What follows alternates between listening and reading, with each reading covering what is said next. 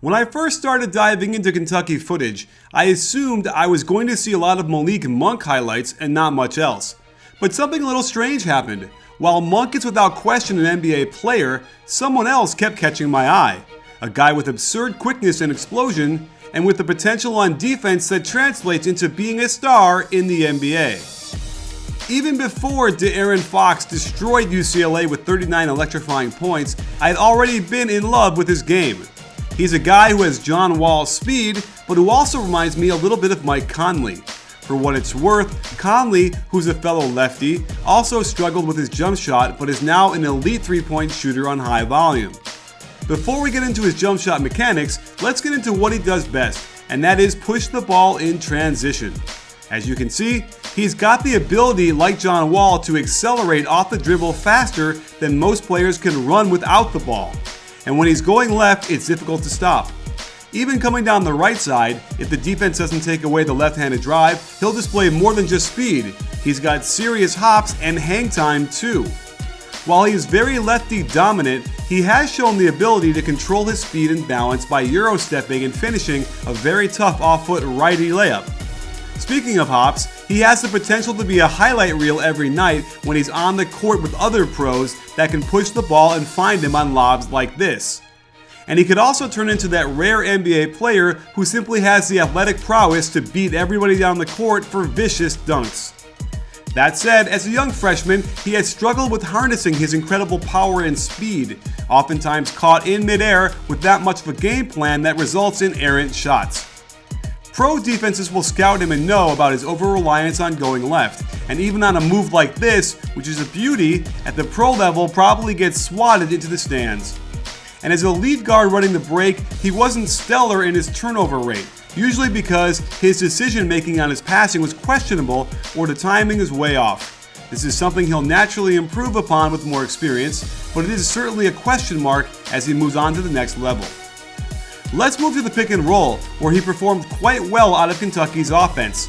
That said, he's infinitely more comfortable going to his left, where his off-the-dribble jumper is better than his catch and shoots. There have been lefties in the past who were hindered by their need to go left so often, and NBA coaches are smart enough to control the pick and roll action to allow him to go left as much as possible, where he can use his wiry strength to absorb contact and finish softly with touch. And there's a level of craftiness to his game, where he uses the up and under to scoop in this nifty finger roll.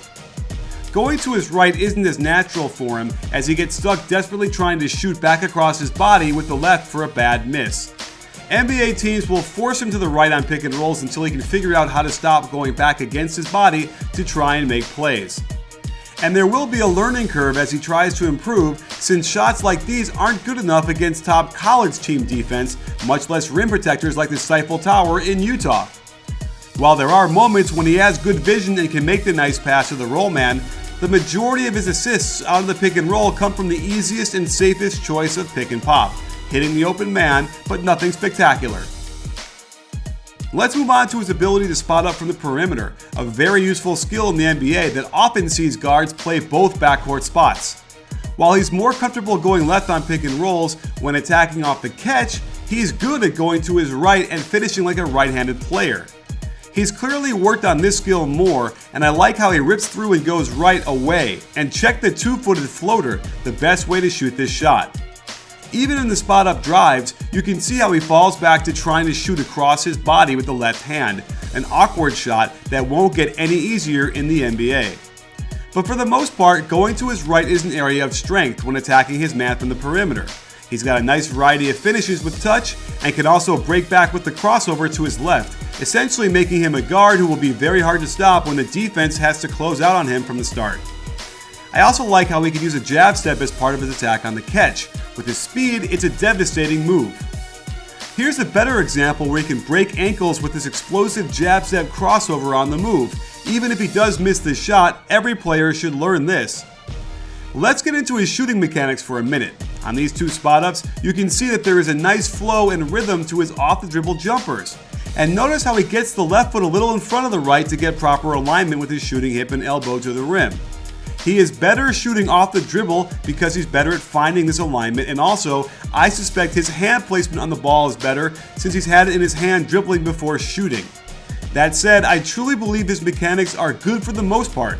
The only thing I would suspect is his hand placement on the ball isn't consistent, nor is the influence of the index finger on the release to ensure the ball goes straight. As he continues to train and allow his body to learn what to do in order to make a jump shot, I have every reason to believe his jumper will improve. Mike Conley shot 30% on low volume from three-point land at Ohio State, and now he's an elite shooter at 40%, taking 6 a game. An area that Fox excelled in was isolation. He was clearly on a different level athletically than many of his college defenders, but there should be lots of translation. Notice on this pull-up how he gets nice rotation in the air to get his left hip and elbow in alignment with the hoop. This doesn't happen enough yet. It's also good to see a kid so young have enough confidence in himself to want to take over a possession like this, and more evidence that his off-the-dribble jumper is farther along than his catch and shoot. He also has that knack for making non-traditional shots by sheer force of his talent. On this finish, yet another example of how he loves to open up across his body to get it off left-handed, a shot that I predict won't be successful at the next level. And another question is if he's strong enough to handle banging with the big boys on his way to the hoop. Here, he loses his balance and all his power is nullified by a simple bump. Getting back to his assist game, like we mentioned before, he's solid in his passing skills, nothing flashy or fancy, but he's accurate with good timing. He does a nice job keeping his head up and scanning the floor looking for cutters, and also uses his athletic ability to be able to hang in the air. Again, here's his action going back across his body, but this is a nice find on the money for a 3-ball assist.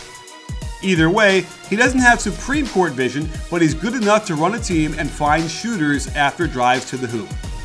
So let's talk about his defense, because I want to like his defense, I really do, but it's just not where it needs to be yet.